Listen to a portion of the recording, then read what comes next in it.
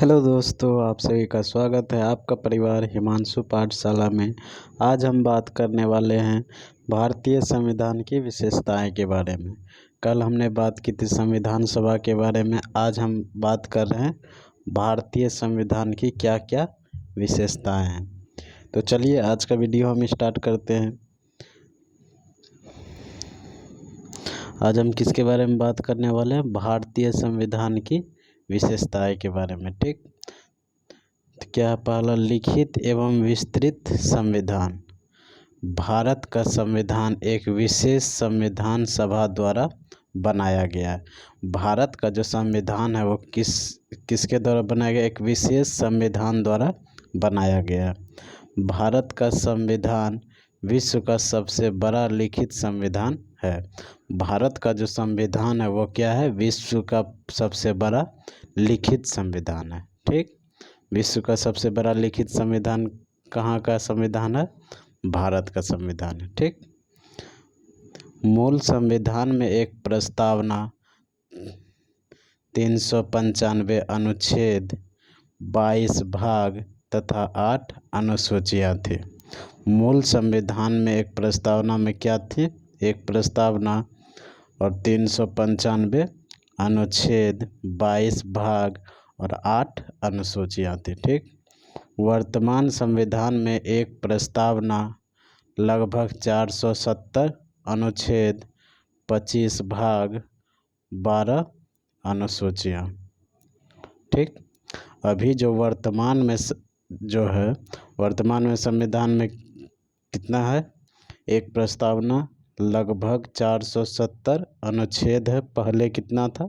395 अनुच्छेद था, लेकिन अभी वर्तमान में कितना है? 470 अनुच्छेद है। पहले भाग 22 भाग था, अभी कितना भाग है? 25 भाग है। और पहले अनुसूची कितना था? 8 था, अभी कितना है? 12 अनुसूची है। चलिए आगे देखते हैं। आगे, संप्रभुता संपन्न राज्य। संप्रभुता संपन्न राज्य उसे कहते हैं जो अपनी आंतरिक तथा बाहरी नीतियों को स्वयं निर्धारित करता हो तथा किसी बाहरी नियंत्रण के अधीन नहीं हो। इस संबंध में भारत पूर्णतया स्वतंत्र है। संप्रभुता संपन्न राज्य किसको बोलते हैं? वो जो आंतरिक और बाहरी नीतियों को स्वयं निर्धारित करता हो। ठीक, आंतरिक और बाहरी नीतियों को क्या करता हो? स्वयं निर्धारित करता हो, किसी बाहरी नियंत्रण के अधीन ना हो, यानी कि किसी बाहरी नियंत्रण के अधीन नहीं हो। उसमें क्या, इस संबंध में भारत पूर्णतया स्वतंत्र है। चलिए अगला देखते हैं, लोकतंत्रात्मक गणराज्य। भारत एक लोकतंत्रात्मक गणराज्य है जिसका अर्थ है भारत का शासन भारतीय जनता द्वारा निर्वाचित प्रतिनिधि ही संचालित करेंगे। लोकतंत्रात्मक गणराज्य, भारत का एक लोकतंत्रात्मक गणराज्य है जिसका अर्थ क्या है? भारत का शासन भारतीय जनता द्वारा निर्वाचित प्रतिनिधि ही संचालित करेंगे। गणराज्य का अर्थ क्या है? राज्य के सभी नागरिक को उसकी योग्यता के अनुसार सभी छोटे बड़े पदों पर पहुंचने का अधिकार होगा। गणराज्य का अर्थ क्या है? राज्य के सभी नागरिकों को उसके योग्यता, यानी कि उसको जो योग्यता है उसके अनुसार सभी छोटे बड़े पदों पर पहुंचने का अधिकार होगा। ठीक, तथा भारत का राष्ट्रीय अध्यक्ष राष्ट्रपति निर्वाचित होगा, न कि ब्रिटेन की तरह आनुवंशिक व्यक्ति। ठीक, क्या बोला? भारत का राष्ट्रीय अध्यक्ष राष्ट्रपति निर्वाचित व्यक्ति होगा, न कि ब्रिटेन की तरह आनुवंशिक व्यक्ति। निर्वाचित व्यक्ति कौन होगा? भारत के राष्ट्रीय अध्यक्ष कौन होगा? राष्ट्रपति। ठीक, आगे देखते हैं। एकल नागरिकता। भारतीय संविधान केवल एकल नागरिकता को मान्यता प्रदान करता है। भारतीय संविधान किसको नागरिकता प्रदान करता है? केवल एकल नागरिकता को। भारत का प्रत्येक नागरिक केवल भारत का नागरिक होगा, ना कि किसी प्रांत का जिसमें वह रहता है। एकल नागरिकता का मतलब क्या हुआ कि भारतीय संविधान केवल एकल नागरिकता को मान्यता प्रदान करता है, न कि भारत का प्रत्येक नागरिक क्या होगा? केवल भारत का नागरिक होगा, न कि किसी प्रांत का जिसमें वह रहता है। यानी कि इसका मतलब ये हुआ, एकल नागरिकता का मतलब जो भी व्यक्ति है वो कहाँ का नागरिक होना चाहिए? केवल भारत का, ना कि दूसरे देश का। अगर दूसरे देश का अगर व्यक्ति है, यानी कि दूसरे देश में रहता है और वो अगर भारत का नागरिकता लेना चाहता है तो वह एकल नागरिकता नहीं होगा। दोहरी नागरिकता का अर्थ है एक संघ की और दूसरी राज्य की, जैसे कि अमेरिका संविधान में दोहरी नागरिकता का प्रावधान है। ठीक, अमेरिका में क्या है? दोहरी नागरिकता का है। चलिए आगे देखते हैं।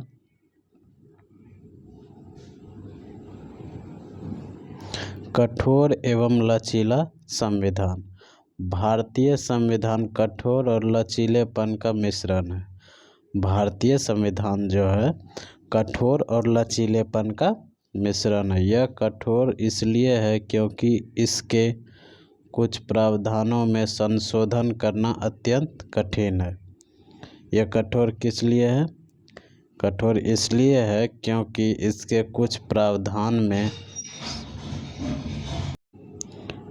कुछ प्रावधान में संशोधन करना अत्यंत कठिन है और इसके लिए एक विशेष प्रक्रिया का अनुसरण किया जाता है। ठीक, इसके लिए क्या किया जाता है? एक विशेष प्रक्रिया का अनुसरण किया जाता है। एवं लचीले इसलिए हैं क्योंकि अधिकांश प्रावधानों को संसद द्वारा साधारण बहुमत से संशोधित किया जा सकता है, इसलिए यह क्या है? लचीला संविधान। ठीक, आगे देखते हैं। संसदीय सरकार। भारतीय संविधान में संसदीय प्रणाली के शासन का प्रावधान।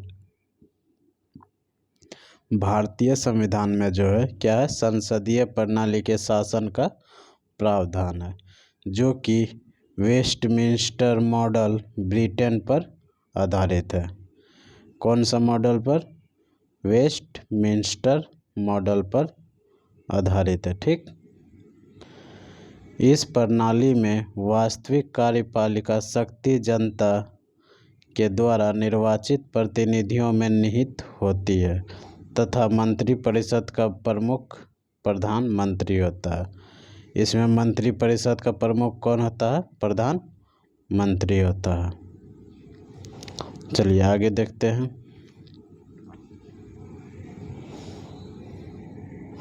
एकीकृत एवं स्वतंत्र नगर पालिका। एकीकृत एवं स्वतंत्र नगर पालिका। भारतीय संविधान में एकीकृत और स्वतंत्र नगर पालिका की स्थापना की गई है। भारतीय न्यायपालिका में सर्वोच्च स्तर पर उच्चतम न्यायालय है तथा राज्यों में उच्च न्यायालय एवं अधीनस्थ न्यायालय है। देखिए, भारतीय संविधान में एकीकृत और स्वतंत्र न्यायपालिका की स्थापना की गई। भारतीय संविधान में किसकी स्थापना की गई? एकीकृत और स्वतंत्र न्यायपालिका की। ठीक, भारतीय न्यायपालिका में सर्वोच्च स्तर पर उच्च न्यायालय है। भारतीय न्यायपालिका में सर्वोच्च स्तर पर क्या है? उच्चतम न्यायालय है तथा राज्य में उच्च न्यायालय एवं अधीनस्थ न्यायालय है। ठीक, न्यायपालिका की स्वतंत्रता हेतु न्यायाधीशों की नियुक्ति, वेतन, भत्ते तथा पद से हटाए जाने के संबंध में संविधान के स्पष्ट प्रावधान किए गए हैं, जिससे सरकार उन पर कोई दबाव नहीं डाल सकती है। ठीक, आगे देखते हैं। आगे समाजवादी राज्य। क्या है? समाजवादी राज्य। भारतीय संविधान समाजवादी राज्य की स्थापना करता है। भारतीय संविधान क्या करता है? समाजवादी राज्य की स्थापना करता है, जिसका संकेत प्रस्तावना में वर्णित सभी नागरिकों को आर्थिक न्याय,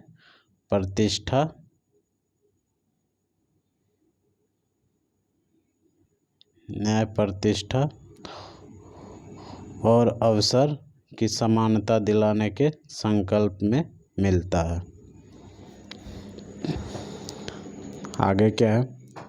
समाजवादी शब्द संविधान में 42वें संविधान संशोधन अधिनियम 1976 द्वारा जोड़ा गया। समाजवादी शब्द जो है संविधान में 42वें संविधान संशोधन अधिनियम 1976 द्वारा जोड़ा गया है। ठीक।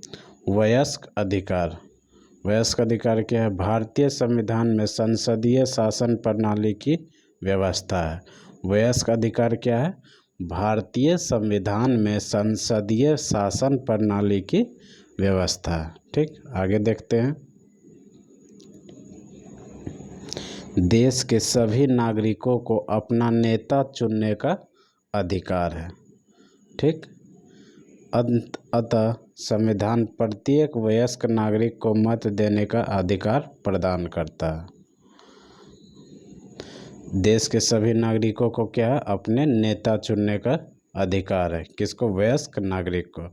अतः संविधान प्रत्येक वयस्क नागरिक को मत देने का अधिकार प्रदान करता है। 61वें संविधान संशोधन अधिनियम 1989 के द्वारा मतदान की आयु 21 वर्ष से घटाकर 18 वर्ष कर दी गई है। पहले कितना वर्ष मतदान का आयु था? 21 वर्ष। अब लेकिन घटा के कितना कर दिया? 18 वर्ष। अब 18 वर्ष के बाद से आप वोट डाल सकते हैं। पहले कितना वर्ष में डालते थे? 21 वर्ष में। ठीक। आगे देखते हैं।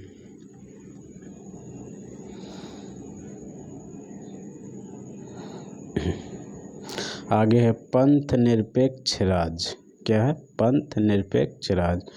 पंथ निरपेक्ष राज्य का अर्थ है एक ऐसा राज्य जो किसी विशेष धर्म का समर्थन नहीं करता। पंथ निरपेक्ष राज्य का अर्थ क्या है? एक ऐसा राज्य जो किसी विशेष धर्म का समर्थन नहीं करता और सभी धर्मों को समान रूप से देखता है। सभी धर्म को क्या करता है? समान रूप से देखता है। इसका मतलब है कि राज्य का अपना कोई राजकीय धर्म नहीं होगा। इसका मतलब क्या हो गया? राज्य का कोई अपना राजकीय धर्म नहीं होगा और नागरिकों को अपनी पसंद के धर्म को मानने, आचरण करने और प्रचार करने की पूरी स्वतंत्रता होगी। चलिए आगे देखते हैं।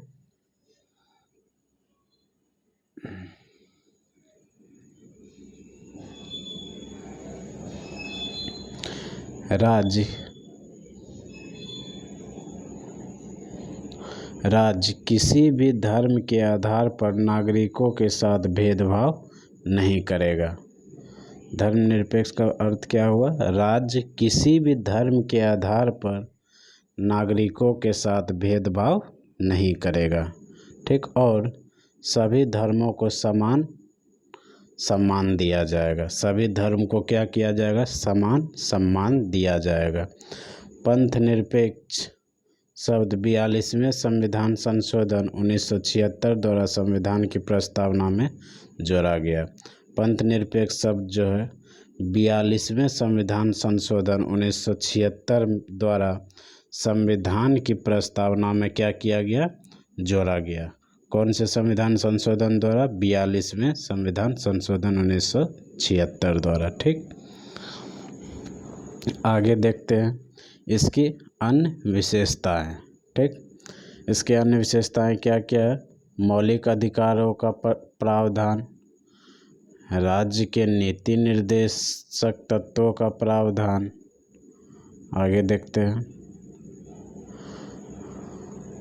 मौलिक कर्तव्यों का प्रावधान, विधि का शासन, अनेक देशों के संवैधानिक तत्वों का समावेशन, त्रिस्तरीय शासन, विकेंद्रीकृत व्यवस्था का प्रावधान, आपातकालीन व्यवस्था का प्रावधान। भारतीय संविधान के निर्माण के समय संविधान सभा द्वारा लगभग 60 देशों के संविधानों का अध्ययन किया गया था।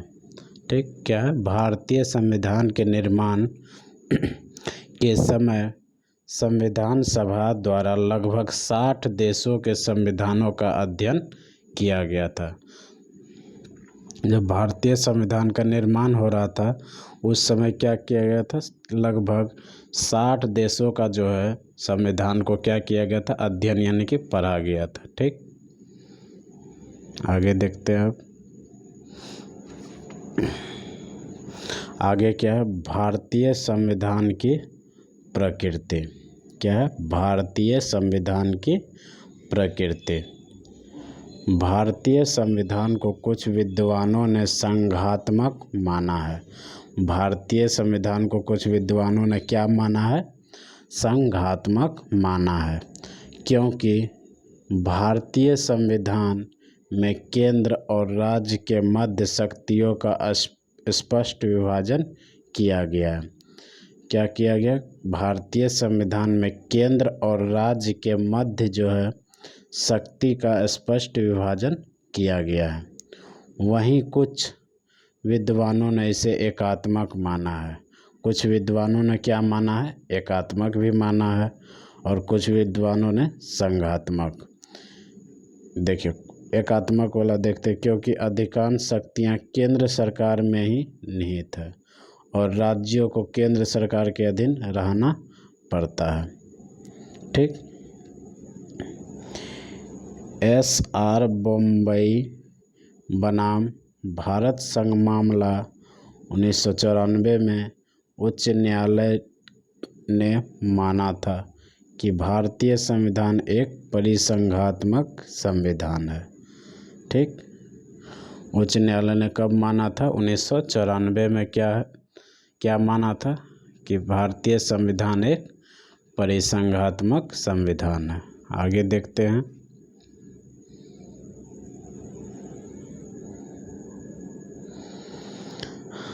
राजमन्नार समिति 1971 और सरकारिया आयोग 1983 ने भी भारतीय संविधान को परिसंघीय माना है। ठीक, आगे देखते हैं। भारतीय संविधान में एकात्मक लक्षण। क्या है? भारतीय संविधान में एकात्मक लक्षण। पहला है शक्तियों का बंटवारा केंद्र के पक्ष में। क्या है? पहला, शक्तियों का बंटवारा केंद्र के पक्ष में। दूसरा है केंद्र राज्यों की सीमा, नाम तथा क्षेत्र में परिवर्तन कर सकता है। एकल नागरिकता का प्रावधान, राज्य में राष्ट्रपति शासन, आपातकाल में पूर्णतया एकात्मक स्वरूप। आगे देखते हैं। राज्यपाल की नियुक्ति केंद्र द्वारा, एकीकृत न्याय व्यवस्था, संविधान संशोधन करने का अधिकार केंद्र के पास। अगला, संघ द्वारा राज्यों को निर्देश देने की शक्ति। अगला, अंतर्राष्ट्रीय संधियों के पालन हेतु विधायी शक्तियाँ केंद्र सरकार के पास है।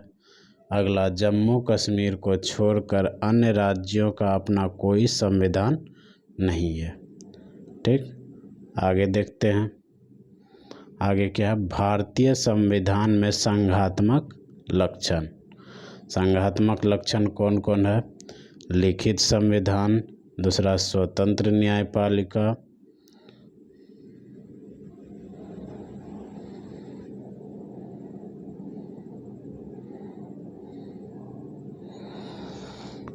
और अगला क्या है? संविधान संशोधन की जटिल प्रक्रिया, संघ एवं राज्यों के बीच शक्तियों का बंटवारा। अगला, केंद्र तथा राज्यों में पृथक सरकारें, संसद में उच्च सदन राज्यसभा की उपस्थिति। ठीक, अब आगे देखते हैं संविधान के संबंध में कथन। क्या है? संविधान के संबंध में कथन। विंस्टन चर्चिल भारतीय संविधान सभा का एक जाति की संस्था है। विंस्टन चर्चिल क्या है? भारतीय संविधान सभा का एक जाति की संस्था है। आगे देखते हैं।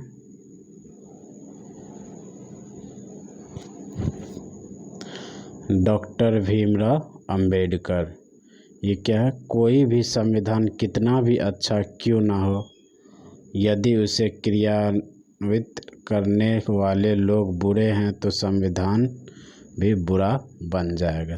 भीमराव अंबेडकर ने क्या कहा था? कोई भी संविधान कितना भी अच्छा क्यों ना हो, यदि उसे क्रियान्वित करने वाले लोग बुरे हैं तो संविधान भी बुरा बन जाएगा। अगला देखते हैं डी बसु। डी बसु ने क्या बोला था?